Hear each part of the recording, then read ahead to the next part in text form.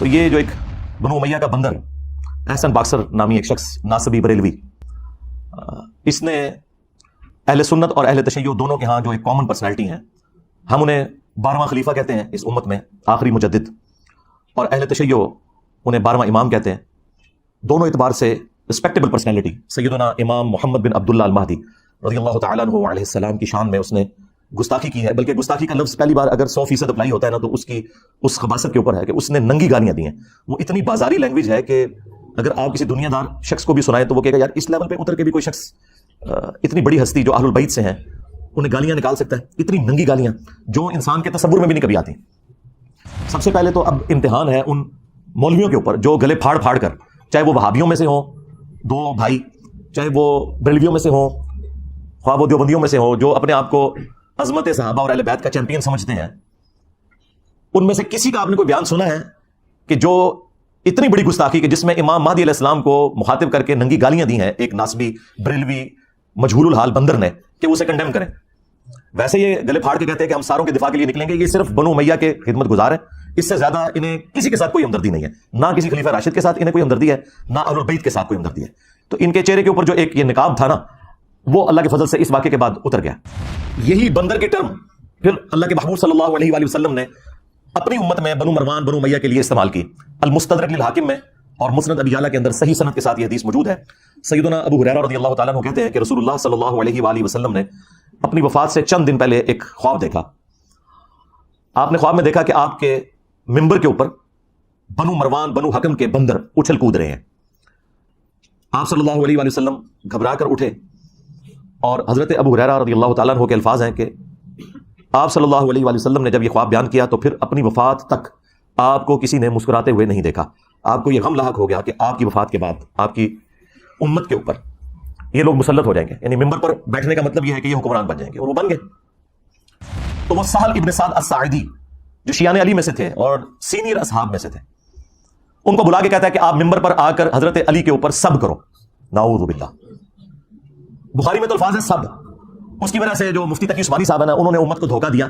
وہ کہتے ہیں ذکر حدیث میں کہیں موجود ہی نہیں کہ یہ بنو امیہ لعنت کرواتے تھے، صرف سب کا لفظ موجود ہے اور سب کا مطلب ہے تنقید۔ اچھا، حضرت علی پہ تنقید کرنا آپ کے نزدیک جائز ہے کیا؟ اور ان کا میں نے جھوٹ پکڑ لیا۔ اگر مفتی اعظم پلانٹ ارتھ دیوبند یہ کام ڈال رہے ہیں ان کے ساتھ تو باقی تو شاہی کوئی نہیں، یا تو اس نے جھوٹ بولا ہے یا پھر وہ جاہل ہے، اسے پتہ نہیں تھا ذکر حدیث میں موجود تھا۔ بخاری کی یہ حدیث ہے، مسلم میں آئی ہے 6229، اس میں الفاظ ہے، اس نے کہا لعن اللہ ابو تراب، کہو کہ مٹی والے ابو تراب علی ابن ابی طالب پر لعنت۔ نعوذ باللہ، ہم تو اس پہ کہیں گے کہ جنہوں نے بھی مولا علی پر یا اہل البیت پر لعنتیں کروائیں اور جو لوگ ان کا آج تک دفاع کر رہے ہیں، ان سب پہ اللہ کی لعنت، اللہ کے فرشتوں کی لعنت، تمام لعنت کرنے والوں کی لعنت۔ ہاں جی، اور ان کا حشر بھی اپنے بڑے لعنتیوں کے ساتھ ہی ہو، اور اللہ تعالی ہمارا حشر جو ہے خلفائے راشدین اہل البیت اور رسول اللہ صلی اللہ علیہ وآلہ وسلم کے ساتھ کرے، آمین۔ لہٰذا جو مسلم شریف میں حدیث موجود ہے کہ سعد ابن ابی وقاص کو ابھارا امیر شام نے کہ آپ علی ابن ابی طالب پر سب کیوں نہیں کرتے، وہاں سب کا مطلب لعنت ہی لیا جائے گا، اور وہ حدیث کے قرائن بھی بتا رہے ہیں، بلکہ خود ابن تیمیہ نے منہاج السنہ میں مانا ہے کہ یہ سب کرنے کا حکم دیا اور سعد ابن ابی وقاص نے انکار کیا۔ الٹا انہوں نے مولا علی کی 3 فضیلتیں بیان کر دی اور کہا کہ ان میں سے ایک بھی مجھے مل جاتی سرخ اونٹوں سے بہتر ہوتی۔ اچھا، یہ سیم جو مسلم کی حدیث ہے نا 6220، سیم 100% اسی سند کے ساتھ، ایک راوی کا بھی فرق نہیں ہے۔ سنن نسائی الکبریٰ میں امام نسائی نے خصائص علی والے چیپٹر میں لی ہے، اور وہاں آگے پتہ کیا الفاظ ہے؟ وہ حضرت سعد ابن ابی وقاص کا بیٹا کہتا ہے کہ پھر جتنے دن حضرت معاویہ مدینہ رہے تو حضرت علی کی تنقیص کا ایک جملہ اپنی زبان سے نہیں نکالا۔ جو میرے باپ نے ان کو ڈانٹا تھا نا، ایک جملہ حضرت علی کے بارے میں بعد میں نہیں بولا انہوں نے۔ اس سے یہ پتہ چل گیا کہ وہ حضرت علی کے بارے میں برے جملے بول رہے تھے، کیونکہ امام نووی کہتا ہے کہ وہ تو بڑے معصومانہ انداز میں پوچھ رہے تھے کہ اے صاحب مجھے حضرت علی کی کوئی فضیلت سنائیں، یہ لوگ کیوں حضرت علی پہ لعنتیں کرتے ہیں، تاکہ مجھے وہ فضائل پتہ چل جائے۔ اگر یہ بات ہوتی تو اینڈ والے الفاظ ہوتے کہ جتنے دن وہ مدینہ رہے تو حضرت علی کی تنقیص کا ایک جملہ نے اپنی زبان سے نکالا۔ مراد یہ کہ وہ خود ہی کر رہے تھے سب کچھ۔ باقی کافی ساری روایتیں وہ آپ کو انشاءاللہ میرے ریسرچ پیپر میں مل جائیں گی، اور یہ تاریخی روایتیں نہیں ہیں، یہ احادیث کی کتابوں میں ہیں، اور یہ محدثین میری ویڈیوز دیکھ کے گمراہ نہیں ہوئے تھے۔ ہاں جی، میں ان کی کتابیں پڑھ کے انورٹڈ کامز میں گمراہ ہوں، ٹھیک ہے۔ لیکن اہل سنت اور اہل تشیع دونوں اس بات کے اوپر متفق ہے کہ قرب قیامت سے پہلے پوری دنیا کے اوپر مسلمانوں کی حکومت قائم ہونی ہے انشاءاللہ تعالی، اور یہ وہ وعدہ ہے جو اللہ تعالیٰ نے قرآن حکیم میں کم از کم 3 جگہ پر اپنے محبوب صلی اللہ علیہ وآلہ وسلم سے کیا ہے، سورہ التوبہ کے اندر، سورہ الفتح میں، اور سورہ الصف میں۔ هو الذی ارسل رسولہ بالہدی ودین الحق لیظہرہ علی الدین کلہ، وہی اللہ ہے جس نے اپنے محبوب صلی اللہ علیہ وآلہ وسلم کو الہدا یعنی قرآن کے ساتھ اور دین حق کے ساتھ مبعوث کیا تاکہ اسے تمام ادیان کے اوپر غالب کر دیں۔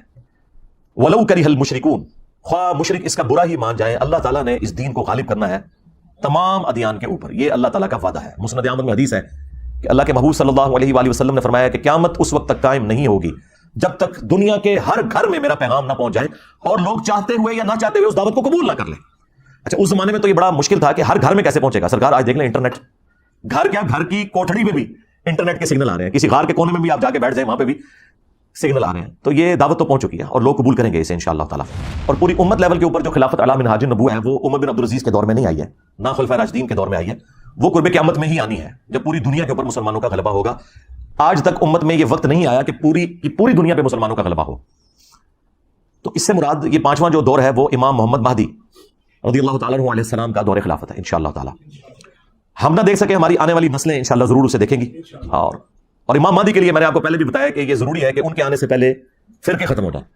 ادروائز سنیوں میں آ گئے تو شیعہ نے نہیں ماننا, شیعہ میں آ گئے تو سنیوں نے نہیں ماننا, یہ ذہن میں رکھیے گا. تو پہلے تو لوگوں کو سمجھ نہیں آتی تھی کہ یہ کیسے ہوگا کہ اتنی بڑی فرقہ واریت کی دراڑ ختم ہو. لیکن دیکھیں اللہ تعالیٰ نے ہمارے اس چھوٹے سے پلیٹ فارم کی برکت سے ہماری زندگی میں ہمیں ان 12 سالوں میں وہ کچھ دکھایا کہ 1200 سال کی جو گمراہی تھی فرقہ واریت کی, اللہ تعالیٰ نے اسے کیسے ختم کیا. ہمارا ایک نعرہ ہی سب کو لے گیا کہ میرے نبی سا ہے ہی کوئی نہیں, تیرے بابے تھے شاہ ہی کوئی نہیں. تو لوگ دوبارہ سے رسول اللہ صلی اللہ علیہ وآلہ وسلم کی مبارک ذات کی طرف متوجہ ہوئے ہیں. اہل البیت کا مقام انہیں پتہ چلا ہے, خلفائے راشدین کی عظمت ان کے دلوں میں جاگی ہے الحمدللہ. اور فرقوں کے بزرگ بابوں سے جان چھوٹ گئی ان کی. جس طرح توحید میں وہ ایک اللہ کے ماننے والے ہو گئے, اسی طریقے سے اطاعت میں وہ بابوں کی بجائے ایک اس شخص کے ماننے والے ہو گئے کہ جس کی قبر مدینے میں ہے. صلو علی محمد و آل محمد, اللہم صلی علی محمد و علی آل محمد. اللہ تعالیٰ کا یہ وعدہ ہے کہ جو لوگ ایمان لائیں گے اور نیک اعمال کریں گے اللہ تعالیٰ انہیں ضرور بالضرور دنیا میں خلافت دے گا, حکومت دے گا. یہ جو آیت ہے نا سورہ نور کی آیت نمبر 55, اس کے کانٹیکسٹ میں حافظ ابن کثیر نے یہ پوری بحث کی ہے اور 12 خلیفوں والی حدیث بخاری مسلم کی نقل کر کے انہوں نے کہا کہ اس حدیث سے کوئی یہ مطلب نہ لے کہ یہ حضور کے فوراً بعد شروع ہو جائیں گے. انہوں نے کہا فوراً بعد جو ہے وہ 4 ہی ہیں, ابو بکر, عمر, عثمان اور علی, اور حسن ابن علی کے 6 مہینے بھی حضرت علی کی خلافت کے دور میں ہی آتے ہیں. اور پھر وقتاً فوقتاً خلیفہ آئیں گے جس طرح عمر بن عبدالعزیز آئے, اور آخری خلیفہ ہوں گے امام محمد مہدی. کہ جب رومنز اور پرشینز کے خلاف جنگ جاری تھی حضرت عمر کے دور میں اور سیدنا عمر نے یہ ارادہ کیا کہ میں خود ان جنگوں میں شریک ہوں, تو حضرت علی نے انہیں ان جنگوں میں شریک ہونے سے روکا اور کہا کہ اگر آپ شہید ہو گئے تو پھر پیچھے سے یہ سارے کا سارا معاملہ تتر بتر ہو جائے گا. آپ پیچھے رہیں, اگر مسلمانوں کو قادسیہ یا یرموک میں شکست کا سامنا بھی کرنا پڑا تو ہم دوبارہ سے فوج تیار کر کے اور اپنے مسلمان بھائیوں کی نصرت کے لیے پیچھے سے بھجوا دیں گے. لیکن اگر آپ شہید ہو گئے تو پیچھے پھر عرب کے لوگ جو ہیں منتشر ہو جائیں گے. یہ پورے کا پورا خطبہ شیعہ کے ہاں نہج البلاغہ میں 2 جگہ یہ خطبات موجود ہیں. ان میں ایک خطبے میں یہ الفاظ ہیں کہ اللہ کا یہ وعدہ ہے کہ اللہ تعالیٰ نے اہل ایمان کو زمین میں خلافت دینی ہے. یعنی یہ سورہ نور آیت نمبر 55 کی طرف مولا علی کا اشارہ تھا کہ جو خلفائے راشدین کو اللہ تعالیٰ غلبہ دے رہا ہے یہ اسی خلافت کا حصہ ہے جو اللہ تعالیٰ نے قرآن میں وعدہ فرمایا. تو یہ بہت بڑی دلیل ہے اس حوالے سے کہ مولا علی علیہ السلام خلفائے راشدین کی حکومت کو اللہ تعالیٰ کی طرف سے انعام سمجھا کرتے تھے الحمدللہ. اور پھر یہ 12 احادیث ان لوگوں کے لیے بھی لمحہ فکریاں ہیں جنہوں نے اس امت میں تقلید کے نام کے اوپر ایک فتنہ کھڑا کیا اور انہوں نے یہ کہا کہ 4 اماموں میں سے ایک امام کی تقلید ضروری ہے, ادروائز آپ گمراہ ہو جائیں گے. تو میرا یہ معصومانہ سوال ہے کہ جس امام نے قرب قیامت میں آنا تھا یعنی امام محمد مہدی رضی اللہ تعالیٰ عنہ علیہ السلام, ان کے بارے میں تو درجنوں حدیث موجود ہیں, اور تمہارے بنائے ہوئے امام جنہوں نے ریٹائر نہیں ہونا, لیکن ریٹائر نہیں ہو رہے نا, وہ کہہ رہے ہیں آج بھی تقلید انہیں کی کرنی ہے. حالانکہ آج 80% مسائل جو ہے نا وہ جدید ہیں جن کا امام حنیفہ, امام شافعی, امام احمد بن حنبل, امام مالک کو پتہ ہی نہیں ہے کہ اس وقت دنیا میں کیا مسائل ہیں. ان میں ان اماموں کی توہین نہیں کر رہا, ان کے نام پہ جو فرقے کھڑے ہوئے ہیں نا ان کو ٹارگٹ کر رہا ہوں. اگر ہم آج عیسیٰ ابن مریم کے حوالے سے کرسچنس کو جھنجھوڑتے ہیں تو اس کا مطلب یہ نہیں کہ ہم عیسیٰ ابن مریم کی توہین کر رہے ہیں. تو جن اماموں نے ریٹائر ہی نہیں ہونا بقول ان کے بارے میں کوئی حدیث ہے, اور جس نے قرب قیامت میں آنا تھا ان کے بارے میں تو حدیث موجود ہے. اس کا مطلب ہے کہ یہ انہوں نے خود جعلی عقیدہ تقلید کر گئے. ہاں آپ امام اگر ایکسپرٹس کے طور پر کہیں تو سرکار وہ تو جتنے بھی امت میں بڑے بڑے علماء جنہوں نے اس امت کو کنٹریبیوٹ کیا ہے وہ سارے ہمارے امام ہیں, چاہے وہ امام بخاری ہوں, امام مسلم ہوں, باقی محدثین ہوں, فقہا ہوں, امام حنیفہ, امام شافعی, احمد بن حنبل, امام مالک رحمہ اللہ اجمعین, یہ سب کے سب ہمارے امام ہیں. پہلی حدیث بخاری اور مسلم دونوں میں موجود ہے. رسول اللہ صلی اللہ علیہ وآلہ وسلم نے فرمایا تمہاری اس وقت کیا شان ہوگی جب عیسیٰ ابن مریم تم میں اتریں گے یعنی قرب قیامت میں, وَإِمَامُكُم مِّنكُم, اور تمہارا امام تم میں سے ہوگا. یعنی امام جو ہے یہ امت ہوگی, اور عیسیٰ ابن مریم جو کہ اولو العزم پیغمبر ہیں, 5 پیغمبروں میں سے, محمد رسول اللہ صلی اللہ علیہ وآلہ وسلم, ابراہیم خلیل اللہ, موسیٰ کلیم اللہ, نوح نجی اللہ اور عیسیٰ روح اللہ, ان 5 اولو العزم پیغمبر جو سورۃ الاحزاب اور سورہ عاشوراء میں آئے ان میں سے ایک اولو العزم پیغمبر مقتدی ہوگا اور امام, وَإِمَامُكُم مِّنكُم, تمہارا امام تم میں سے ہوگا. یہ حدیث بخاری میں بھی ہے اور مسلم میں. 8ویں حدیث جو ہے وہ مسلم شریف میں بھی کچھ حصہ اس کا موجود ہے, کچھ سنن ابی داؤد کے اندر ہے کہ نبی اسلام نے فرمایا کہ جب مہدی ظاہر ہوگا تو وہ بیت اللہ میں پناہ لے گا اور اسے قتل کرنے کے لیے ایک گروہ روانہ ہوگا شام سے, اور مقام بیدا پر اللہ تعالیٰ اس گروہ کو زمین میں دھسا دے گا. یہ ایک اللہ تعالیٰ کی طرف سے ایک غیبی خبر ہوگی پوری امت کے لیے کہ یہ اللہ تعالیٰ کی اسپیشل پروٹیکشن ہے مہدی کے ساتھ. تو وہ لشکر زمین میں جب دھسایا جائے گا یہ اس بات کا ثبوت ہوگا. جو لوگ پوچھتے ہیں کہ ابھی تک 500 مہدی تو قتل ہو چکے ہیں امت میں, تو اوریجنل بھی کہیں قتل نہ ہو جائے. نہیں سرکار, اوریجنل نہیں قتل ہوگا. اوریجنل کو جب قتل کرنے کی کوشش کریں گے تو وہ لشکر ہی زمین میں دھسا دیا جائے گا. یہ اللہ تعالیٰ کی طرف سے اسپیشل پروٹیکشن ہوگی کہ مہدی کو کوئی نقصان نہیں پہنچے گا. السلام علیکم ورحمۃ اللہ. لا حول ولا قوة الا باللہ. حسبنا اللہ ونعم الوکیل. یا حی یا قیوم برحمتک استغیث. لا الہ الا انت سبحانک انی کنت من الظالمین. ربنا آتنا من لدنک رحمہ وہیئ لنا من امرنا رشدا. اللہم صل علی محمد وعلی آل محمد واصحاب محمد وازواج محمد وامت محمد اجمعین الی یوم الدین. آمین. الحمد للہ رب العالمین والصلاة والسلام علی سید الانبیاء والمرسلین وعلی آلہ واصحابہ اجمعین الی یوم الدین. الحمدللہ آج 28 مئی 2023 کو سنڈے کے دن ہمارا یہ پبلک سیشن نمبر 96 منعقد ہونے جا رہا ہے. آپ کے سوالات یہ پرچیوں کی شکل میں میرے پاس آ چکے ہیں. انشاءاللہ ان کو ہم بعد میں ڈسکس کرتے ہیں. پہلے ایک کریٹیکل ایشو ہم نے ڈسکس کرنا ہے.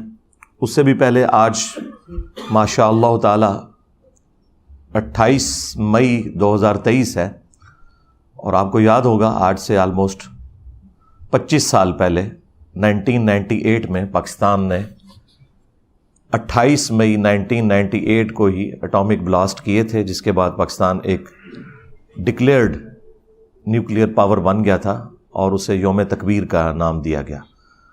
آج اس کی آپ سمجھ لیں سلور جوبلی ہے اینیورسری کے پوائنٹ آف ویو سے.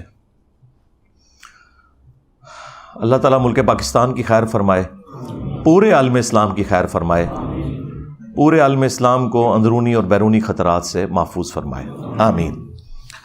اب آ جائیں اس کریٹیکل ایشو کی طرف جو اس ویک آپ سمجھ لیں, اس ویک کا نہیں بلکہ اس پورے سال کا ایک سب سے بڑا ایشو بنا ہے اور پورے ملک کے اندر ایک ہنگامے کی صورتحال ہے.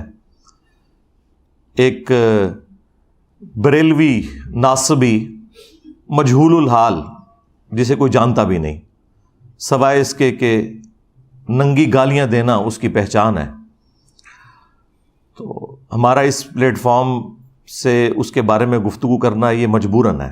ادروائز آپ کو پتہ ہے کہ وہ جو کچھ ماضی میں کرتا رہا, میں نے کبھی اس کا نام بھی نہیں لیا. ہم تو ان کے بڑوں کو اس قابل نہیں سمجھتے, تو یہ تو شاہی کوئی نہیں, یہ تو بنو امیہ کے چھوٹے چھوٹے بندر ہیں. ہم تو بڑے بندروں کو کچھ نہیں سمجھتے. تو یہ جو ایک بنو امیہ کا بندر احسن باکسر نامی ایک شخص ناصبی بریلوی, اس نے اہل سنت اور اہل تشیع دونوں کے ہاں جو ایک کامن پرسنالٹی ہیں, ہم انہیں 12واں خلیفہ کہتے ہیں اس امت میں, آخری مجدد, اور اہل تشیع انہیں 12واں امام کہتے ہیں. دونوں اعتبار سے رسپیکٹیبل پرسنالٹی سیدنا امام محمد بن عبداللہ المہدی رضی اللہ تعالیٰ عنہ علیہ السلام کی شان میں اس نے گستاخی کی ہے. بلکہ گستاخی کا لفظ پہلی بار اگر 100% اپلائی ہوتا ہے نا, تو اس کی اس خباثت کے اوپر ہے کہ اس نے ننگی گالیاں دی ہیں. وہ اتنی بازاری لینگویج ہے کہ اگر آپ کسی دنیا دار شخص کو بھی سنائیں تو وہ کہے گا یار اس لیول پہ اتر کے بھی کوئی شخص, اتنی بڑی ہستی جو اہل البیت سے ہیں, انہیں گالیاں نکال سکتا ہے. اتنی ننگی گالیاں جو انسان کے تصور میں بھی نہیں کبھی آتی. چونکہ ان کے بڑے بھی یہی کام کرتے رہے, تو یہ انہی کی جائز اولاد ہیں, بنو امیہ کے بندر. اور یہ جو میں بندر بار بار لفظ استعمال کر رہا ہوں, یہ احادیث کے اندر آیا ہے. وہ احادیث میں بعد میں ڈسکس کروں گا. سب سے پہلے تو اب امتحان ہے ان مولویوں کے اوپر جو گلے پھاڑ پھاڑ کر, چاہے وہ وہابیوں میں سے ہوں 2 بھائی, چاہے وہ بریلویوں میں سے ہوں, خواہ وہ دیوبندیوں میں سے ہوں, جو اپنے آپ کو عظمت صحابہ اور اہل بیت کا چیمپئن سمجھتے ہیں, ان میں سے کسی کا آپ نے کوئی بیان سنا ہے کہ جو اتنی بڑی گستاخی کہ جس میں امام مہدی علیہ السلام کو مخاطب کر کے ننگی گالیاں دی ہیں ایک ناسبی بریلوی مجہول الحال بندر نے، کہ وہ اسے کنڈیم کریں. ویسے یہ گلے پھاڑ کے کہتے ہیں کہ ہم ساروں کے دفاع کے لیے نکلیں گے. یہ صرف بنو امیہ کے خدمت گزار ہیں، اس سے زیادہ انہیں کسی کے ساتھ کوئی ہمدردی نہیں ہے. نہ کسی خلیفہ راشد کے ساتھ انہیں کوئی ہمدردی ہے، نہ اہل البیت کے ساتھ کوئی ہمدردی ہے. تو ان کے چہرے کے اوپر جو ایک یہ نقاب تھا نا، وہ اللہ کے فضل سے اس واقعے کے بعد اتر گیا. ویسے تو پورے ملک کے اندر درجنوں FIRs اس کے اوپر درج ہو چکی ہیں، اور مجھے تو لگتا ہے شاید یہ ملک ہی چھوڑ جائے، یہاں رہنا اس کے لیے مشکل ہو جائے گا. ہم نہیں کہتے کہ کوئی ایکسٹرا جوڈیشل ایکٹیویٹی اس کے اوپر پرفارم کی جائے، بلکہ میں نے تو خود بھی کوئی FIR بھی نہیں کٹوائی اس حوالے سے، ورنہ لوگوں نے کہنا تھا کہ یہ کوئی پرسنل معاملہ ہے. لوگ خود ہی اپنے اینڈ پہ یہ معاملات کر رہے ہیں، ورنہ تو میں یہ اپنے لیے بڑا اعزاز سمجھتا کہ ایسے شخص کو قانوناً سزا دلوائی جائے جو ننگی گالیاں نکال رہا ہے اہل البیت کو علیہم السلام اجمعین. تو اب آپ کو وہ سارے مولوی خاموش نظر آئیں گے، یہ صرف بنو امیہ کے دفاع کے لیے اٹھتے ہیں. جس طرح بنی اسرائیل کو بچھڑے کی محبت پلا دی گئی تھی نا، انہیں بنو امیہ کی محبت پلا دی گئی ہے. اور بنو امیہ سے مراد صرف وہی لوگ ہیں جو بنو امیہ میں برے لوگ ہیں. جو اچھے لوگ ہیں ظاہر ہے وہ مراد نہیں ہیں.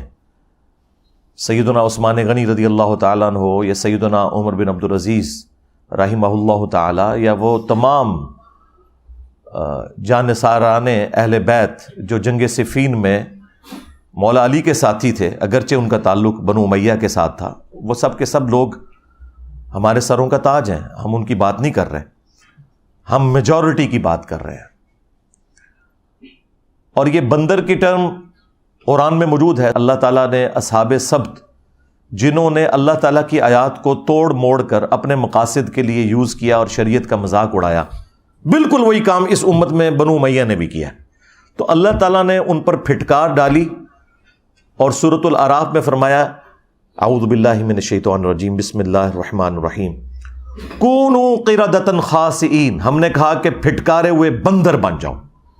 تو وہ انسان تھے لیکن بندروں کی شکلیں ان کی بن گئی. یہی بندر کی ٹرم پھر اللہ کے محبوب صلی اللہ علیہ وآلہ وسلم نے اپنی امت میں بنو مروان بنو امیہ کے لیے استعمال کی. المستدرک للحاکم میں اور مسند ابی یعلا کے اندر صحیح سند کے ساتھ یہ حدیث موجود ہے. سیدنا ابو ہریرہ رضی اللہ تعالیٰ عنہ کہتے ہیں کہ رسول اللہ صلی اللہ علیہ وآلہ وسلم نے اپنی وفات سے چند دن پہلے ایک خواب دیکھا. آپ نے خواب میں دیکھا کہ آپ کے منبر کے اوپر بنو مروان بنو حکم کے بندر اچھل کود رہے ہیں. آپ صلی اللہ علیہ وآلہ وسلم گھبرا کر اٹھے، اور حضرت ابو ہریرہ رضی اللہ تعالیٰ عنہ کے الفاظ ہیں کہ آپ صلی اللہ علیہ وآلہ وسلم نے جب یہ خواب بیان کیا تو پھر اپنی وفات تک آپ کو کسی نے مسکراتے ہوئے نہیں دیکھا. آپ کو یہ غم لاحق ہو گیا کہ آپ کی وفات کے بعد آپ کی امت کے اوپر یہ لوگ مسلط ہو جائیں گے. یعنی منبر پر بیٹھنے کا مطلب یہ ہے کہ یہ حکمران بن جائیں گے، اور وہ بن گئے. تو اس میں الفاظ ہیں میں نے بنو حکم کے بندروں کو، بنو امیہ کے بندروں کو اپنے منبر پر دیکھا ہے. حالانکہ بنو حکم میں عمر بن عبد العزیز بھی آتے ہیں. عمر بن عبد العزیز بن مروان بن حکم، یہ ان کا نام ہے پورا. اب جو لوگ کہتے ہیں نا کہ آپ پوری بنو امیہ کو کہتے ہیں تو اس میں اچھے لوگ بھی ہیں، تو رسول اللہ نے بھی صلی اللہ علیہ وآلہ وسلم پوری بنو امیہ کو، بنو حکم کو کہا، اس میں اچھے لوگ بھی تھے. یہ عربی میں ایک رول ہے کہ میجورٹی کو ایڈریس کیا جاتا ہے، جو بیچ میں اچھے لوگ ہیں وہ خود بخود اس میں سے نکل جاتے ہیں. تو یہ ان کے لیے بھی ایک علمی جواب ہے. اور ظاہر ہے یہ نبی کا خواب ہے، اور نبی کا خواب وحی الہی ہوتا ہے. سورہ الصافات میں آیا کہ حضرت ابراہیم علیہ السلام کو اللہ تعالیٰ نے خواب میں دکھایا تھا کہ وہ اپنے بیٹے کی قربانی کر رہے ہیں، اور وہ اس کے لیے آمادہ بھی ہو گئے. بیٹے کو لٹا بھی لیا اور چھری بھی اس کی گردن پر رکھ دی. وہ تو اللہ تعالیٰ کی طرف سے ایک معجزہ ہوا کہ اس کی جگہ اللہ تعالیٰ نے ایک فدیہ دے دیا اور ان کی جان بچ گئی. لیکن وہ سنت ابراہیمی آج تک زندہ ہے. تو اتنی بڑی ایکٹیویٹی ایک خواب کی بنیاد کے اوپر حضرت ابراہیم علیہ السلام نے پرفارم کی، اس وجہ سے کہ نبیوں کا خواب وحی الہی ہوتا ہے۔ باقی لوگوں کے خواب میں شیطان کو دخل ہو سکتی ہے، انبیاء کے خواب جو ہیں ان میں شیطانوں کا کوئی دخل نہیں ہوتا۔ بخاری اور مسلم دونوں میں حدیث موجود ہے، اللہ کے محبوب صلی اللہ علیہ وآلہ وسلم نے فرمایا کہ خواب نبوت کی خبروں کا 46واں حصہ ہے۔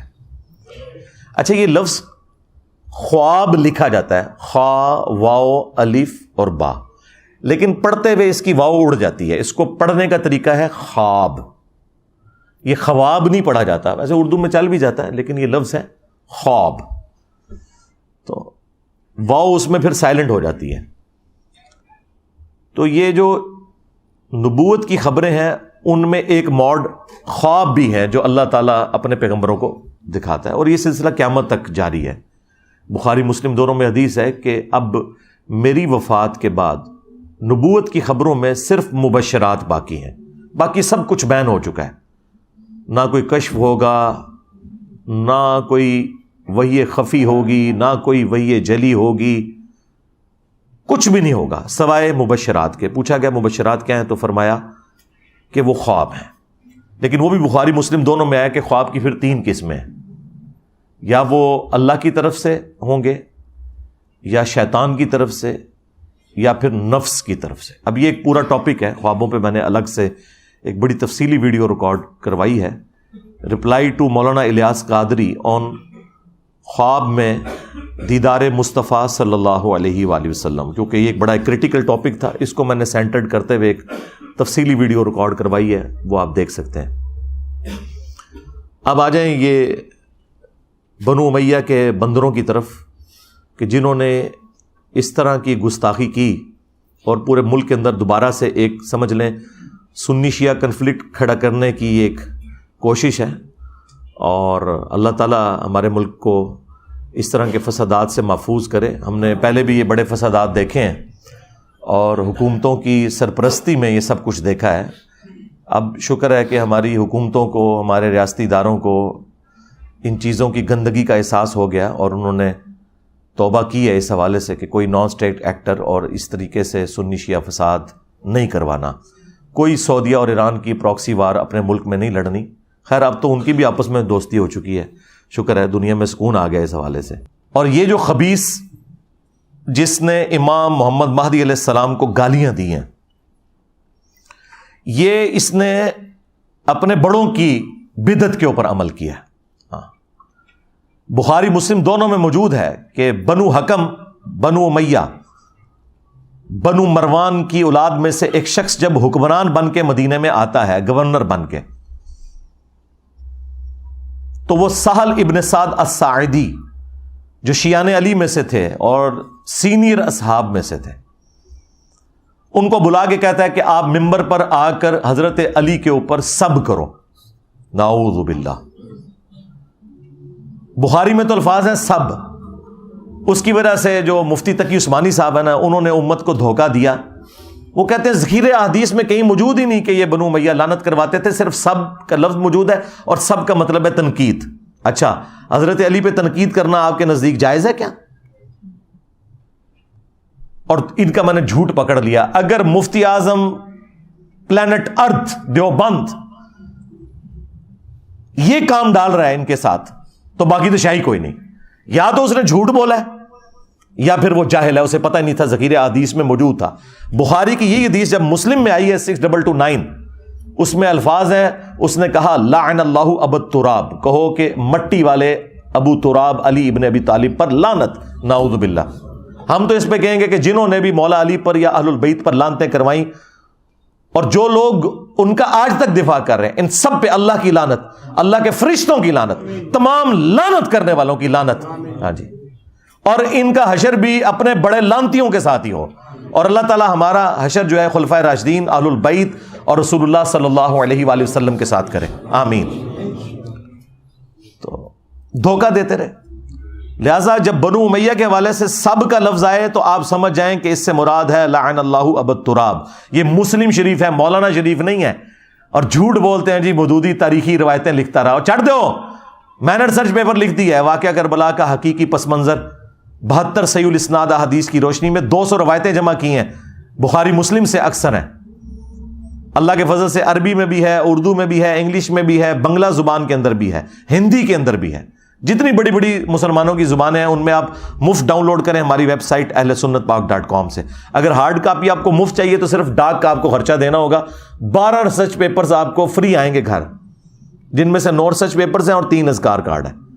صبح 9 سے لے کر شام 5 بجے تک ہمارا جو نمبر ہے اکیڈمی کا وہ آن رہتا ہے، 032159000162، اس پہ آپ رابطہ کریں، آپ کے گھر یہ فری ڈاک آ جائے گی۔ صرف 500 روپے آپ کو TCS کا خرچہ دینا ہوگا، باقی آپ کو پلاسٹک پیکنگ میں انشاءاللہ وہ فری ملے گا ریسرچ پیپر، اور ساتھ اور ریسرچ پیپرز بھی ہوں گے۔ تو اللہ کے فضل سے میں نے وہ ساری باتیں اس میں جمع کی ہوئی ہیں۔ لہٰذا جو مسلم شریف میں حدیث موجود ہے کہ سعد ابن ابی وقاص کو ابھارا امیر شام نے کہ آپ علی ابن ابی طالب پر سب کیوں نہیں کرتے، وہاں سب کا مطلب لعنت ہی لیا جائے گا، اور وہ حدیث کے قرائن بھی بتا رہے ہیں، بلکہ خود ابن تیمیہ نے منہاج السنہ میں مانا ہے کہ یہ سب کرنے کا حکم دیا اور سعد ابن ابی وقاص نے انکار کیا۔ الٹا انہوں نے مولا علی کی 3 فضیلتیں بیان کر دی اور کہا کہ ان میں سے ایک بھی مجھے مل جاتی سرخ اونٹوں سے بہتر ہوتی۔ سن پہلی فضیلت کہ نبی علیہ السلام نے خیبر کے موقع پر فرمایا تھا کہ کل میں اس شخص کے ہاتھ میں جھنڈا دوں گا جو اللہ اور اس کے رسول سے محبت کرتا ہے اور اللہ اور اس کا رسول اس سے محبت کرتے ہیں، اور ہم پوری رات سوئے نہیں اس شوق میں کہ وہ خوش نصیب کون ہوگا۔ اور صبح رسول اللہ صلی اللہ علیہ وآلہ وسلم نے علی ابن ابی طالب کو وہ جھنڈا دیا۔ اور مسلم میں تو یہاں تک الفاظ ہیں، حضرت عمر کہتے ہیں مجھے پوری زندگی کبھی خواہش نہیں ہوئی تھی کہ مجھے حضور کوئی عہدہ دیں سوائے اس ایک موقع کے، یعنی حضرت علی پہ رشک کرتے تھے حضرت عمر خیبر کی وجہ سے۔ اور پھر ان کا معاویہ سن دوسرا موقع تبوک کے موقع پر، جب نبی علیہ السلام نے پہلا اور آخری موقع تھا کہ حضرت علی کو مدینہ شریف چھوڑا اور آپ جنگ پہ جا رہے تھے رومن امپائر کے خلاف، تو حضرت علی رو پڑے، تو آپ نے انہیں تسلی دی کہ اے علی کیا تو اس بات پہ راضی نہیں کہ تیری میرے ساتھ وہی نسبت ہے جو ہارون کی موسیٰ کے ساتھ، مگر میرے بعد کوئی نبی نہیں۔ یعنی رسول اللہ کے بعد کوئی نبی ہوتا تو حضرت علی ہوتے، اور اگر رسول اللہ کے ہوتے ہوئے کوئی امتی نبی ہوتا تو بھی حضرت علی ہوتے، تو غلام القادیانی دجال شاہی کوئی نہیں، اگر مولا علی نبی نہیں بن سکے تو تیسری فضیلت انہوں نے کہا کہ سن، جب نجران کے عیسائیوں کا وفد آیا اور نبی علیہ السلام کو اللہ تعالیٰ نے حکم دیا سورہ آل عمران میں کہ آپ ان سے مباہلہ کریں، تو نبی علیہ السلام اپنے ساتھ علی، حسن، حسین اور فاطمہ کو لے کر آئے اور کہا اللہم ہؤلاء اہل بیتی، اے اللہ یہ میرے اہل بیت ہیں۔ یہ 3 موقع ایسے ہیں، بلکہ ابن ماجہ میں تو چوتھی فضیلت بھی سعد ابن ابی وقاص نے رپورٹ کی، من کنت مولاہ فہذا علی مولا، جس کا مولا میں اس کا مولا علی، یعنی غدیر خم والا بھی انہوں نے موقع وہاں پہ بیان کیا۔ تو اچھا یہ سیم جو مسلم کی حدیث ہے نا 6220، سیم 100% اسی سند کے ساتھ، ایک راوی کا بھی فرق نہیں ہے۔ سنن نسائی الکبریٰ میں امام نسائی نے خصائص علی والے چیپٹر میں لی ہے، اور وہاں آگے پتہ کیا الفاظ ہیں، وہ حضرت سعد ابن ابی وقاص کا بیٹا کہتا ہے کہ پھر جتنے دن حضرت معاویہ مدینہ رہے تو حضرت علی کی تنقیص کا ایک جملہ اپنی زبان سے نہیں نکالا، جو میرے باپ نے ان کو ڈانٹا تھا نا، ایک جملہ حضرت علی کے بارے میں بعد میں نہیں بولا انہوں نے۔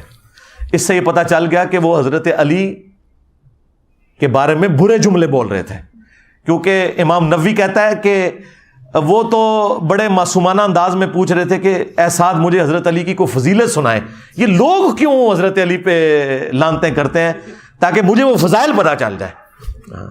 اگر یہ بات ہوتی تو اینڈ والے الفاظ ہوتے کہ جتنے دن وہ مدینے رہے تو حضرت علی کی تنقیص کا ایک جملہ نہ اپنی زبان سے نکالا، مراد یہ کہ وہ خود ہی کر رہے تھے سب کچھ۔ باقی یہ کافی ساری روایتیں وہ آپ کو انشاءاللہ میرے ریسرچ پیپر میں مل جائیں گی، اور یہ تاریخی روایتیں نہیں ہیں، یہ احادیث کی کتابوں میں ہیں، اور یہ محدثین میری ویڈیوز دیکھ کے گمراہ نہیں ہوئے تھے، ہاں جی، میں ان کی کتابیں پڑھ کے انورٹڈ کاماز میں گمراہ ہوا ہوں، ٹھیک ہے۔ تو یہ الگ سے ایک ٹاپک ہے۔ تو یہ جو کچھ اس نے کیا ہے نا، اس ناسبی بندر نے، یہ اپنے بڑوں کے طریقے کے اوپر چل رہا ہے۔ تو یہ جو اس وقت حرکت ہوئی ہے نا، اس کے بعد ایک پورے ملک میں آپ کو پتہ ہے ہنگامہ کھڑا ہوا ہے، اور زیادہ ظاہر ہے کہ اس حوالے سے اہل تشیع ہرٹ ہوئے ہیں۔ اب چونکہ ہمارا یہ پلیٹ فارم فرقہ واریت سے پاک ہے، لیکن بہرحال ہم اہل سنت منہج کی ترجمانی کرتے ہیں، تو میں یہ ضروری سمجھ رہا ہوں اس موقع پر کہ ہم اہل سنت کا جو عقیدہ ہے خلافت کے حوالے سے یا 12 اماموں کے حوالے سے، اور خصوصاً امام محمد بن عبداللہ المہدی رضی اللہ تعالیٰ عنہ علیہ السلام کے حوالے سے میں اس موقع کے اوپر اسے کلیئر کر دوں تاکہ آپ کو پتہ چل جائے کہ اہل سنت کا اس حوالے سے کیا عقیدہ ہے۔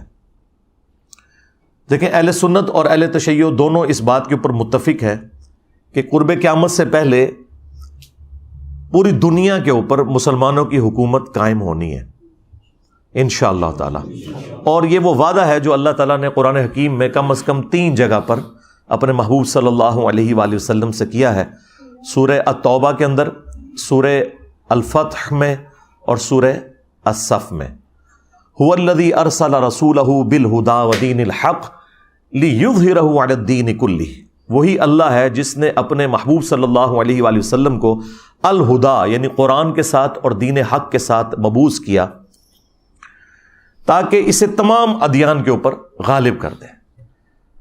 وَلَوْ كَرِهَ الْمُشْرِكُونَ، خواہ مشرک اس کا برا ہی مان جائیں، اللہ تعالیٰ نے اس دین کو غالب کرنا ہے تمام ادیان کے اوپر، یہ اللہ تعالیٰ کا وعدہ ہے۔ مسند احمد میں حدیث ہے کہ اللہ کے محبوب صلی اللہ علیہ وآلہ وسلم نے فرمایا کہ قیامت اس وقت تک قائم نہیں ہوگی جب تک دنیا کے ہر گھر میں میرا پیغام نہ پہنچ جائے اور لوگ چاہتے ہوئے یا نہ چاہتے ہوئے اس دعوت کو قبول نہ کر لیں۔ اچھا، اس زمانے میں تو یہ بڑا مشکل تھا کہ ہر گھر میں کیسے پہنچے گا۔ سرکار آج دیکھ لیں انٹرنیٹ، گھر کیا، گھر کی کوٹھڑی میں بھی انٹرنیٹ کے سگنل آ رہے ہیں، کسی غار کے کونے میں بھی آپ جا کے بیٹھ جائیں وہاں پہ بھی سگنل آ رہے ہیں، تو یہ دعوت تو پہنچ چکی ہے اور لوگ قبول کریں گے اسے انشاءاللہ تعالی۔ یہ وعدہ ہے کہ یہ والا معاملہ ہو کر رہنا ہے۔ اور پھر اسی کو سپورٹیو ایک اور حدیث ہے مسند احمد کے اندر جو مشکات میں بھی موجود ہے، اللہ کے محبوب صلی اللہ علیہ وآلہ وسلم نے اس امت میں جو 5 بڑے بڑے ادوار ہیں ان کا ذکر کیا، اور آپ صلی اللہ علیہ وآلہ وسلم کے رازدار حذیفہ ابن یمان اس حدیث کو روایت کرتے ہیں کہ اللہ کے محبوب صلی اللہ علیہ وآلہ وسلم نے فرمایا کہ اللہ تعالیٰ جب تک چاہے گا تم میں نبوت رہے گی، یعنی میرا وجود باقی رہے گا، پھر اللہ تعالیٰ مجھے اٹھا لے گا، اور پھر میری وفات کے بعد خلافت علی منہاج النبوہ قائم ہو جائے گی، اور وہ بھی جب تک اللہ چاہے گا وہ رہے گی۔ وہ 30 سال ہے، وہ انشاءاللہ میں بعد میں حدیث بتاتا ہوں۔ پھر اللہ تعالیٰ جب چاہے گا اسے بھی اٹھا لے گا۔ پھر ملکن عاضن، جو ہمارے استاد ڈاکٹر اسرار صاحب یوں کرتے تھے، ملکن عاضن، کاٹ کھانے والی ملوکیت، یعنی اپنے مخالفین کو قتل کرنے والی حکمران، وہ قائم ہو جائے گی، اور پھر جب تک اللہ چاہے گا وہ بھی مسلط رہے گی امت کے اوپر، پھر اللہ تعالیٰ اسے بھی اٹھا لے گا۔ پھر جابر حکمرانوں کا دور آ جائے گا، یہ 4تھا دور ہے، وہ بھی رہے گا جب تک اللہ تعالیٰ چاہے گا، اور پھر اس کے بعد دوبارہ سے خلافت علی منہاج النبوہ قائم ہو جائے گی انشاءاللہ تعالی۔ یہ حدیث ایک تابعی نے لکھ کر عمر بن عبدالعزیز کو بھیجی، اور انہوں نے کہا کہ مجھے لگتا ہے کہ یہ کاٹ کھانے والی ملوکیت یعنی حضرت معاویہ رضی اللہ تعالیٰ عنہ اور ان کے بعد جابر حکمران، یزید اور عبد الملک بن مروان اور ان کے پھر آگے اولاد، اس کے بعد اب آپ ہیں جو خلافت واپس آ گئی ہے۔ تو عمر بن عبدالعزیز رحمہ اللہ اس تعبیر سے بڑے خوش ہوئے۔ بعض لوگوں نے یہ تعبیر بھی کی ہے اس روایت کی، لیکن یہ تعبیر جو ہے وہ درست نہیں ہے۔ بیسیکلی یہ اوورآل پوری امت کا ذکر ہو رہا ہے، اور پوری امت لیول کے اوپر جو خلافت علی منہاج النبوہ ہے وہ عمر بن عبدالعزیز کے دور میں نہیں آئی ہے، نہ خلفائے راشدین کے دور میں آئی ہے، وہ قرب قیامت میں ہی آنی ہے جب پوری دنیا کے اوپر مسلمانوں کا غلبہ ہوگا۔ آج تک امت میں یہ وقت نہیں آیا کہ پوری دنیا پہ مسلمانوں کا غلبہ ہو۔ تو اس سے مراد یہ 5واں جو دور ہے وہ امام محمد مہدی رضی اللہ تعالیٰ عنہ علیہ السلام کا دور خلافت ہے انشاءاللہ تعالی۔ ہم نہ دیکھ سکے، ہماری آنے والی نسلیں انشاءاللہ ضرور اسے دیکھیں گی، اور اور امام مہدی کے لیے میں نے آپ کو پہلے بھی بتایا کہ یہ ضروری ہے کہ ان کے آنے سے پہلے فرقے ختم ہو جائیں. ادروائز سنیوں میں آ گئے تو شیعہ نے نہیں ماننا، شیعہ میں آ گئے تو سنیوں نے نہیں ماننا. یہ ذہن میں رکھیے گا. تو پہلے تو لوگوں کو سمجھ نہیں آتی تھی کہ یہ کیسے ہوگا کہ اتنی بڑی فرقہ واریت کی دراڑ ختم ہو. لیکن دیکھیں اللہ تعالیٰ نے ہمارے اس چھوٹے سے پلیٹ فارم کی برکت سے ہماری زندگی میں ہمیں ان 12 سالوں میں وہ کچھ دکھایا کہ 1200 سال کی جو گمراہی تھی فرقہ واریت کی، اللہ تعالیٰ نے اسے کیسے ختم کیا. ہمارا ایک نعرہ ہی سب کو لے گیا کہ میرے نبی سا ہے ہی کوئی نہیں، تیرے بابے تے شاہ ہی کوئی نہیں. تو لوگ دوبارہ سے رسول اللہ صلی اللہ علیہ وآلہ وسلم کی مبارک ذات کی طرف متوجہ ہوئے ہیں. اہل البیت کا مقام انہیں پتہ چلا ہے، خلفائے راشدین کی عظمت ان کے دلوں میں جاگی ہے الحمدللہ. اور فرقوں کے بزرگ بابوں سے جان چھوٹ گئی ان کی. جس طرح توحید میں وہ ایک اللہ کے ماننے والے ہو گئے، اسی طریقے سے اطاعت میں وہ بابوں کی بجائے ایک اس شخص کے ماننے والے ہو گئے کہ جس کی قبر مدینے میں ہے. صلو علی محمد و آل محمد، اللہم صلی علی محمد و علی آل محمد.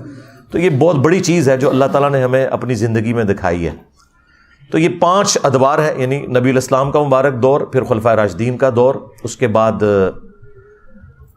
کاٹ کھانے والی ملوکیت، اور پھر اس کے بعد جابر حکمران، اور پھر اینڈ پہ خلافت علی منہاج النبوہ. تو آج تو ہم ماضی میں جا کے یہ سارے ادوار دیکھ سکتے ہیں. نبی الاسلام کا مبارک دور، اس کے بعد 30 سال خلافت راشدہ، اس کے بعد بنو امیہ اور بنو عباس. یہ وہ کاٹ کھانے والی ملوکیت تھی جو اپنے مخالفین کو کاٹ دیتی تھی، فریڈم آف ایکسپریشن نہیں دیتی تھی. اس کے بعد جابر حکمران. جابر حکمرانوں کا دور وہ ہے جب مسلمانوں پر زبردستی حکمران مسلط ہو گئے، یعنی کلونین پاورز آ گئیں. کہیں پہ فرینچ آ گئے، کہیں پہ گریٹ برٹن کا قبضہ ہو گیا، اور پھر آلموسٹ آج سے 100 سال پہلے ان کی گرفت ڈھیلی پڑی، اور آج ماشاءاللہ آلموسٹ 60 کے قریب مسلم کنٹریز دنیا میں موجود ہیں. تو وہ جو جابر حکمرانوں کا دور ہے نا، وہ اللہ کے فضل سے ٹوٹنا شروع ہو گیا، اور امپائرز ختم ہو گئے، اب ملک بن گئے.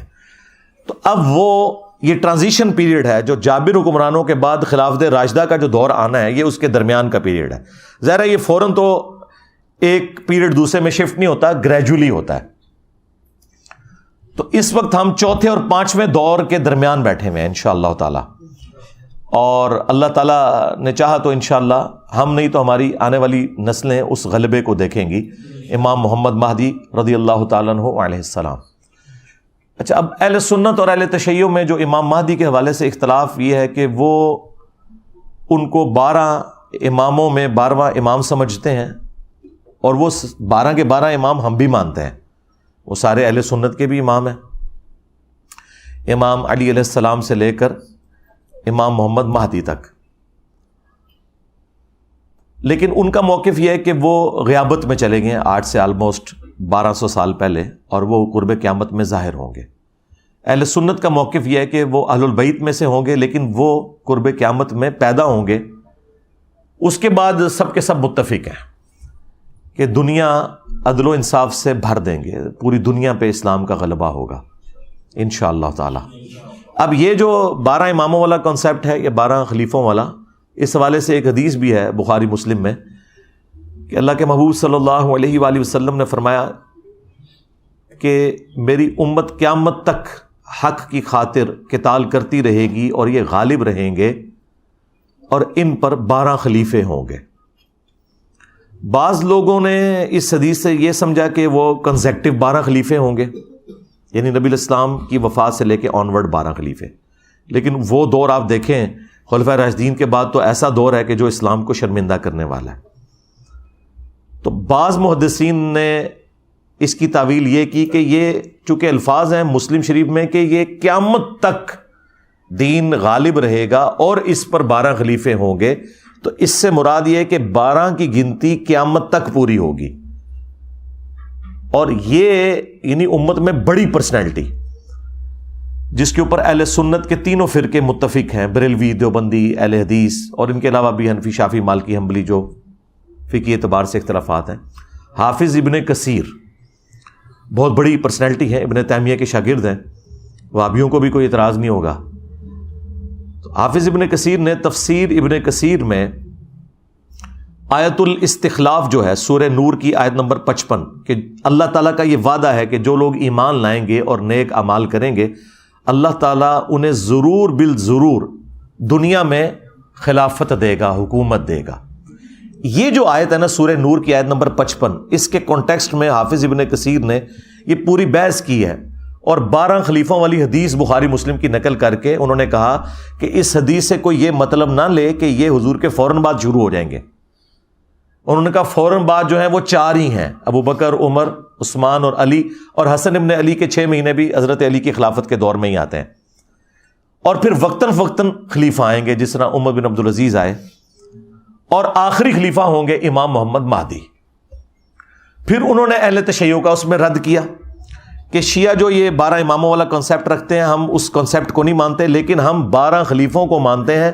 اور چونکہ بخاری مسلم میں آیا کہ یہ جو 12 خلیفے ہیں ان کو اللہ تعالیٰ حکومت دے گا، تو اہل تشیع جن اماموں کو خلیفہ ڈکلیئر کر رہے ہیں ان میں سے تو صرف 2 کو حکومت ملی ہے، مولا علی علیہ السلام کو اور مولا حسن علیہ السلام کو. باقی تو بیچارے سارے کے سارے ظلماً شہید کیے گئے ہیں. اس میں انہوں نے اپنا جو سنی موقف ہے وہ بھی بیان کیا اور شیعہ کے اوپر رد کیا، لیکن 12 کے فگر کے اوپر اور 12ویں امام کے اوپر وہ بھی متفق ہیں، چاہے آپ اسے 12 نمبر خلیفہ کہہ لیں یا 12 نمبر امام کہہ لیں. اور شیعہ نے تو اپنا نام ہی آپ کو پتا ہے، اثنا عشری، 12 اماموں کے ماننے والے. اثنا عشری یعنی یہ عربی میں 12 اماموں کے ماننے والے لوگ. تو وہ 12ویں امام کے اوپر تو سب کے سب متفق ہیں. اچھا، اب بڑی حیران کن بات ہے، یہ جو آیت نور ہے نا، اسی کا کانٹیکسٹ میں نہج البلاغہ جو شیعہ کے ہاں ایک معتبر کتاب ہے، اس میں بھی مولا علی علیہ السلام کا ایک خطبہ ہے کہ جب رومنز اور پرشینز کے خلاف جنگ جاری تھی حضرت عمر کے دور میں، اور سیدنا عمر نے یہ ارادہ کیا کہ میں خود ان جنگوں میں شریک ہوں، تو حضرت علی نے انہیں ان جنگوں میں شریک ہونے سے روکا اور کہا کہ اگر آپ شہید ہوگے تو پھر پیچھے سے یہ سارے کا سارا معاملہ تتر بتر ہو جائے گا. آپ پیچھے رہیں، اگر مسلمانوں کو قادسیہ یا یرموک میں شکست کا سامنا بھی کرنا پڑا تو ہم دوبارہ سے فوج تیار کر کے اور اپنے مسلمان بھائیوں کی نصرت کے لیے پیچھے سے بھجوا دیں گے، لیکن اگر آپ شہید ہو گئے تو پیچھے پھر عرب کے لوگ جو ہیں منتشر ہو جائیں گے. یہ پورے کا پورا خطبہ شیعہ کے ہاں نہج البلاغہ میں 2 جگہ یہ خطبات موجود ہیں. ان میں ایک خطبے میں یہ الفاظ ہیں کہ اللہ کا یہ وعدہ ہے کہ اللہ تعالیٰ نے اہل ایمان کو زمین میں خلافت دینی ہے. یعنی یہ سورہ نور آیت نمبر 55 کی طرف مولا علی کا اشارہ تھا کہ جو خلفائے راشدین کو اللہ تعالیٰ غلبہ دے رہا ہے یہ اسی خلافت کا حصہ ہے جو اللہ تعالیٰ نے قرآن میں وعدہ فرمایا. تو یہ بہت بڑی دلیل ہے اس حوالے سے کہ مولا علی علیہ السلام خلفائے راشدین کی حکومت کو اللہ تعالیٰ کی طرف سے انعام سمجھا کرتے تھے. الحمدللہ. بہرحال سنی اور شیعہ ایک ایسی ہستی کے اوپر متفق ہیں جو اہل سنت کے ہاں 12ویں خلیفہ ہیں اور اہل تشیع کے ہاں وہ 12ویں امام ہیں. قرب قیامت میں انہوں نے پوری دنیا کو انصاف سے بھرنا ہے. یعنی نٹ شیل کے اندر یہ ایک پورے کا پورا عقیدہ ہے جس پہ سنی اور شیعہ کا اتفاق ہے. ہاں جہاں اختلاف ہے وہ یہ ہے کہ شیعہ کا یہ موقف ہے کہ وہ پیدا ہو چکے ہیں، غیابت میں ہیں، اور اہل سنت کا موقف یہ ہے کہ انہوں نے ابھی آنا ہے. اس کے بعد سب کچھ اتفاقی امر چل رہا ہے. اور اسپیسیفکلی امام محمد مہدی علیہ السلام کے حوالے سے اہل سنت کے ہاں کم از کم 12 صحیح الاسناد احادیث تو موجود ہیں، اور اگر آپ اس کے طرق گننے شروع کر دیں تو وہ تو سینکڑوں میں. میں نے 12 کا فگر امام مہدی کی نسبت سے لیا، چونکہ وہ 12ویں امام ہیں یا 12ویں خلیفہ ہیں، اس لیے میں نے 12 کے عدد کو ٹارگٹ کیا کہ میں 12 احادیث آپ کو مختصر سے وقت میں سنا دوں گا تاکہ آپ کو اس حوالے سے کلیئر ہو. اور پھر یہ 12 احادیث ان لوگوں کے لیے بھی لمحہ فکریاں ہیں جنہوں نے اس امت میں تقلید کے نام کے اوپر ایک فتنہ کھڑا کیا ہے، اور انہوں نے یہ کہا کہ جی 4 اماموں میں سے ایک امام کی تقلید ضروری ہے، ادروائز آپ گمراہ ہو جائیں گے. تو میرا یہ معصومانہ سوال ہے کہ جس امام نے قرب قیامت میں آنا تھا، یعنی امام محمد مہدی رضی اللہ تعالیٰ عنہ علیہ السلام، ان کے بارے میں تو درجنوں احادیث موجود ہیں، اور تمہارے بنائے ہوئے امام جنہوں نے ریٹائر ہی نہیں ہونا، دیکھیں نا ریٹائر ہی نہیں ہو رہے نا، وہ کہہ رہے ہیں جی آج بھی تقلید انہیں کی کرنی ہے، حالانکہ آج 80% مسائل جو ہے نا وہ جدید ہیں، جن کا امام حنیفہ، امام شافعی، امام احمد بن حنبل، امام مالک کو پتہ ہی نہیں ہے کہ اس وقت دنیا میں کیا مسائل ہیں۔ ان میں ان اماموں کی توہین نہیں کر رہا، ان کے نام پہ جو فرقے کھڑے ہوئے ہیں نا ان کو ٹارگٹ کر رہا ہوں۔ اگر ہم آج عیسیٰ ابن مریم کے حوالے سے کرسچنز کو جھنجھوڑتے ہیں تو اس کا مطلب یہ نہیں کہ ہم عیسیٰ ابن مریم کی توہین کر رہے ہیں۔ تو جن اماموں نے ریٹائر ہی نہیں ہونا بقول ان کے بارے میں کوئی حدیث ہے؟ اور جس نے قرب قیامت میں آنا تھا ان کے بارے میں تو احادیث موجود ہیں۔ اس کا مطلب ہے کہ یہ انہوں نے خود جعلی عقیدہ تقلید کا گھڑا ہے۔ ہاں آپ امام اگر ایکسپرٹس کے طور پر کہیں تو سرکار وہ تو جتنے بھی امت میں بڑے بڑے علماء جنہوں نے اس امت کو کنٹریبیوٹ کیا ہے وہ سارے ہمارے امام ہیں، چاہے وہ امام بخاری ہوں، امام مسلم ہوں، باقی محدثین ہوں، فقہا ہوں، امام حنیفہ، امام شافعی، احمد بن حنبل، امام مالک رحمہم اللہ اجمعین، یہ سب کے سب ہمارے امام ہیں۔ اور میں تو جب غصے میں آتا ہوں نا تو میں ان کو کہتا ہوں کہ جی جب مجھ سے کوئی پوچھتا ہے نا آپ کس امام کو مانتے ہیں، میں کہتا ہوں میں امام حسین نو مننا، چل ٹور اگے، تیرا امام حنیفہ یا شافعی یا مالک یا احمد بن حنبل امام حسین سے بڑا ہے؟ کیا امت کو تم لوگوں نے توڑا ہوا ہے؟ امام وہ ہے جس کی قبر مدینے میں ہے صلی اللہ علیہ وآلہ وسلم۔ النبی اولا بالمؤمنین من انفسہم وازواجہ امہاتہم، نبی مومنین کی جانوں پر ان سے بڑھ کر حق رکھتے ہیں، اور نبی کی بیویاں امت کی مائیں ہیں، اور نبی امت کے روحانی باپ ہیں۔ اور ایسا امام ہے ہمارا کہ ما ضل صاحبکم وما غوا، تمہارے نبی نہ کبھی بہکے ہیں نہ کبھی بہرا چلے ہیں۔ تمہارے امام اور ان کے ماننے والے تو آپس میں لڑتے رہے، اتنا لڑے کہ کعبے میں انہوں نے 4 مسلح ڈال دیے 400 سال تک، سلطنت عثمانیہ کے دور میں 1517 سے لے کر 1917 تک۔ یہ تو سعودی حکومت نے آگے اٹھائے ہیں۔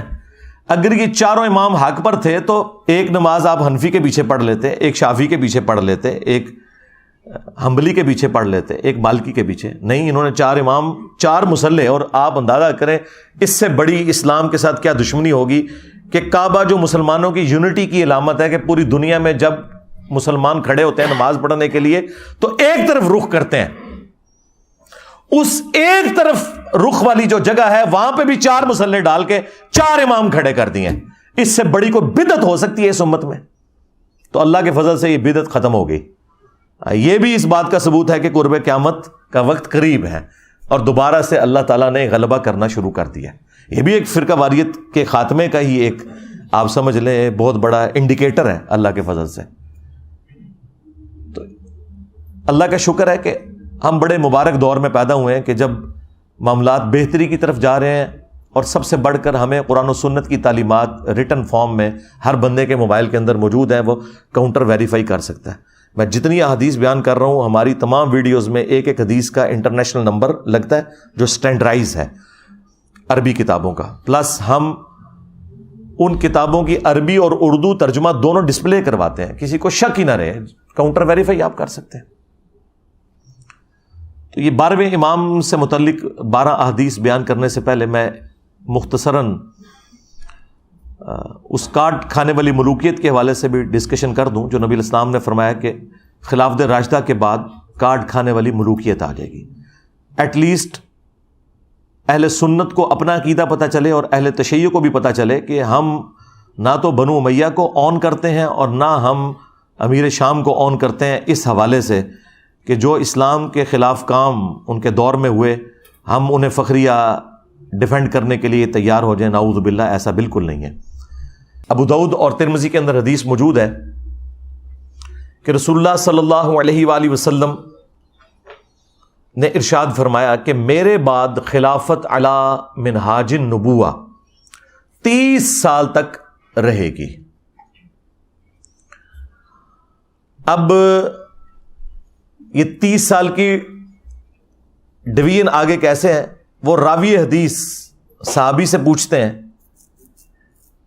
کہ یہ جو 30 سال ہیں ان کی ذرا مجھے تفصیلات بھی بتا دیں۔ اب ظاہر ہے وہ 30 سال کا دور اس صحابی نے دیکھ لیا ہے، تو وہ کہتے ہیں کہ بیٹا گن، ابو بکر کے 2 سال، عمر کے 10 سال، عثمان کے 12 سال اور علی کے 6 سال۔ اب یہ جو علی کے 6 سال ہیں، اس میں 5.5 سال مولا علی علیہ السلام کے اور 6 مہینے سیدنا حسن ابن علی کے ہیں۔ تو وہ راوی حدیث سے وہ تابعی سعید کہتا ہے کہ حضرت یہ لوگ جو بنو امیہ ہیں یہ تو مولا علی علیہ السلام کو خلیفہ ہی نہیں مانتے۔ اب اس حدیث سے یہ بھی پتہ چل گیا کہ بنو امیہ ان کو خلیفہ مانتے ہی نہیں تھے، قصاص عثمان والا معاملہ نہیں تھا۔ اور دوسرا، امام ابو داؤد نے یہاں لکھا علی علیہ السلام۔ تو جو راوی حدیث ہیں حضرت سفینہ رسول اللہ صلی اللہ علیہ وآلہ وسلم کے آزاد کردہ غلام، جو اس حدیث کے راوی ہیں وہ صحابی بھی ہیں اور حدیث کے فہم کو بھی جانتے ہیں۔ انہوں نے فرمایا کہ یہ بنو امیہ کی پیٹھ سے جھوٹ نکلا ہے۔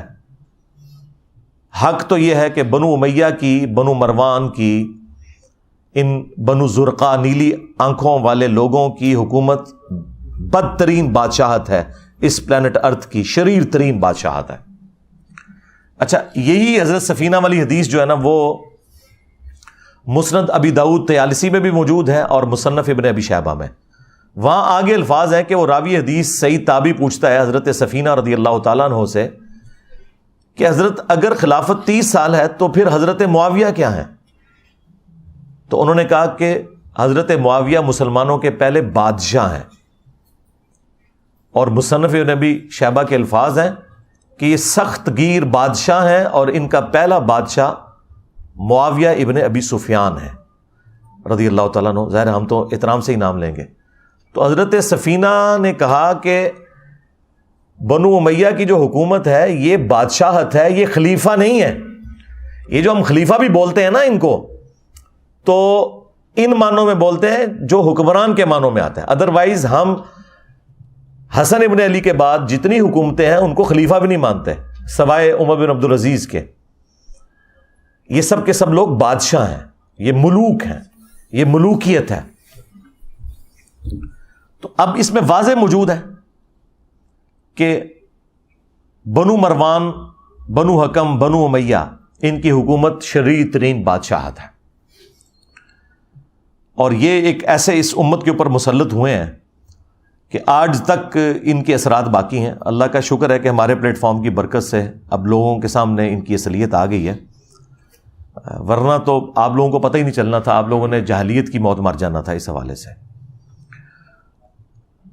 اب آخر میں وہ میں 12 صحیح الاسناد احادیث بیان کر دوں 12ویں امام یا 12ویں خلیفہ کی نسبت سے۔ پہلی حدیث بخاری اور مسلم دونوں میں موجود ہے۔ اچھا، یہ جو حدیثیں ہیں یہ اکا دکا صحابہ نے روایت نہیں کی ہوئی ہیں، ایٹ لیسٹ 8 صحابہ ہیں جنہوں نے یہ حدیثیں روایت کی ہیں، جو میرے علم کی حد تک ہے، اس سے بھی زیادہ ہو سکتے ہیں۔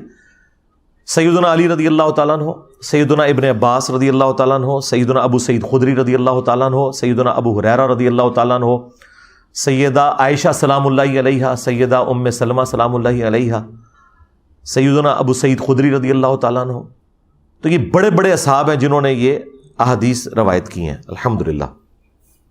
ابن مسعود بھی شامل ہیں اس میں، صوبان بھی ہیں رضی اللہ عنہم اجمعین وعلیہم السلام اجمعین۔ پہلی حدیث بخاری اور مسلم دونوں میں موجود ہے۔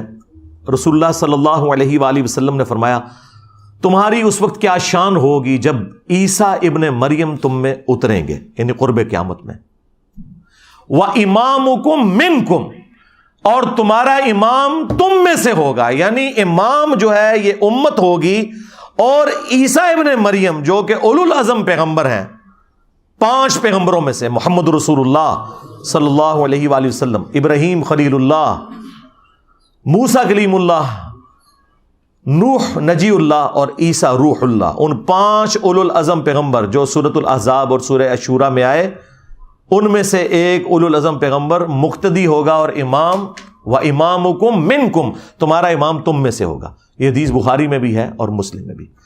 دوسری حدیث مسلم شریف میں ہے، نبی صلی اللہ علیہ وآلہ وسلم نے فرمایا کہ میری امت کا ایک گروہ قیامت تک حق کے لیے لڑتا رہے گا، حتیٰ کہ عیسیٰ ابن مریم نازل ہوں گے، اور مسلمانوں کا امیر ان سے کہے گا کہ آپ ہمیں نماز پڑھائیں، تو وہ کہیں گے کہ یہ اللہ تعالیٰ نے فضیلت اس امت کو دی ہے کہ تم میں سے بعض کے امام ہوتے ہیں، تو امامت تم کرو گے، اور یہ امام محمد مہدی علیہ السلام ہوں گے۔ تیسری حدیث بھی بخاری اور مسلم دونوں کے اندر ہے، نبی صلی اللہ علیہ وآلہ وسلم نے فرمایا میری امت کے آخر میں ایک ایسا خلیفہ آئے گا جو مال بھر بھر کر دے گا لوگوں کو۔ وہ راوی حدیث جو ہیں وہ پوچھتے ہیں اس صحابی سے کہ کیا اس خلیفہ سے مراد عمر بن عبدالعزیز ہیں؟ تو وہ کہتے ہیں نہیں، اس سے مراد عمر بن عبدالعزیز نہیں ہے، یہ وہ خلیفہ ہے جو امت کے اینڈ پہ آئے گا قرب قیامت میں، یعنی امام محمد مہدی علیہ السلام۔ ایک اور تفصیلی حدیث ہے المستدرک للحاکم کے اندر موجود ہے، نبی صلی اللہ علیہ وآلہ وسلم نے فرمایا کہ مہدی میری امت کے بالکل آخر میں آئے گا، اور اللہ تعالیٰ اس کی برکت سے زمین پر بارشیں نازل فرمائے گا، زمین نباتات اگائے گی، پوری دنیا پہ عدل و انصاف ہوگا، وہ لوگوں میں مال تقسیم کرے گا، یہ وہی الفاظ جو بخاری مسلم میں بھی ہیں، مویشیوں کی ریل پیل ہوگی اور اسلام کا غلبہ ہو جائے گا، پھر وہ 8 سال تک دنیا میں رہیں گے اور پھر دنیا سے تشریف لے جائیں گے، یعنی 8 سال ان کا دور خلافت ہوگا۔ 5ویں حدیث سنن ابی داؤد میں ہے کہ نبی صلی اللہ علیہ وآلہ وسلم نے فرمایا کہ اگر دنیا ختم ہونے میں ایک دن بھی باقی رہ جائے، اللہ تعالیٰ میرے اہل البیت میں سے فاطمہ کی اولاد میں سے ایک شخص ضرور پیدا کرے گا جو پوری دنیا کو عدل و انصاف سے بھر دے گا۔ اب یہ ایک دن سے مراد یہ ہمارا ایک دن نہیں ہے جو قرآن میں ہے نا کہ اللہ کے ہاں جو ایک دن ہے وہ تمہارے 1000 سال کے برابر ہے، یعنی 1000 سال بھی آگے بچتے ہوئے نا آخری 1000 سال بھی رہ گئے تو اللہ تعالیٰ نے مہدی کو ضرور بھیجنا ہے۔ 6ٹھی حدیث بھی سنن ابی داؤد میں ہے، نبی صلی اللہ علیہ وآلہ وسلم نے فرمایا کہ مہدی میرے اہل البیت میں سے ہوگا اور وہ میری بیٹی فاطمہ کی اولاد میں سے ہوگا۔ اب مجھے بتائیں، جو مہدی فاطمہ کی اولاد میں سے ہے وہ آ کے یہ کہے گا کہ جی بنو امیہ کی آپ تعریف کریں اور بنو ہاشم کو نیچا کریں؟ وہ آ کر جو ہے وہ جنگ جمل صفین نہروان میں مولا علی علیہ السلام کو سپورٹ کرے گا یا ناسبیوں کو سپورٹ کرے گا؟ آپ خود سوچیں۔ 7ویں حدیث بھی سنن ابی داؤد میں ہے، آپ علیہ السلام نے فرمایا کہ دنیا اس وقت تک ختم نہیں ہوگی جب تک کہ میرے اہل البیت میں سے ایک شخص عربوں کا بادشاہ نہ بن جائے جس کا نام میرے نام کے اوپر ہوگا، محمد بن عبداللہ المہدی۔ 8ویں حدیث جو ہے وہ مسلم شریف میں بھی کچھ حصہ اس کا موجود ہے، کچھ سنن ابی داؤد کے اندر ہے کہ نبی علیہ السلام نے فرمایا کہ جب مہدی ظاہر ہوگا تو وہ بیت اللہ میں پناہ لے گا اور اسے قتل کرنے کے لیے ایک گروہ روانہ ہوگا شام سے، اور مقام بیدا پر اللہ تعالیٰ اس گروہ کو زمین میں دھسا دے گا۔ یہ ایک اللہ تعالیٰ کی طرف سے ایک غیبی خبر ہوگی پوری امت کے لیے کہ یہ اللہ تعالیٰ کی اسپیشل پروٹیکشن ہے مہدی کے ساتھ۔ تو وہ لشکر زمین میں جب دھسایا جائے گا، یہ اس بات کا ثبوت ہوگا، جو لوگ پوچھتے ہیں کہ جی ابھی تک 500 مہدی تو قتل ہو چکے ہیں امت میں، تو اوریجنل بھی کہیں قتل نہ ہو جائے۔ نہیں سرکار، اوریجنل نہیں قتل ہوگا، اوریجنل کو جب قتل کرنے کی کوشش کریں گے تو وہ لشکر ہی زمین میں دھسا دیا جائے گا۔ یہ اللہ تعالیٰ کی طرف سے اسپیشل پروٹیکشن ہوگی کہ مہدی کو کوئی نقصان نہیں پہنچے گا۔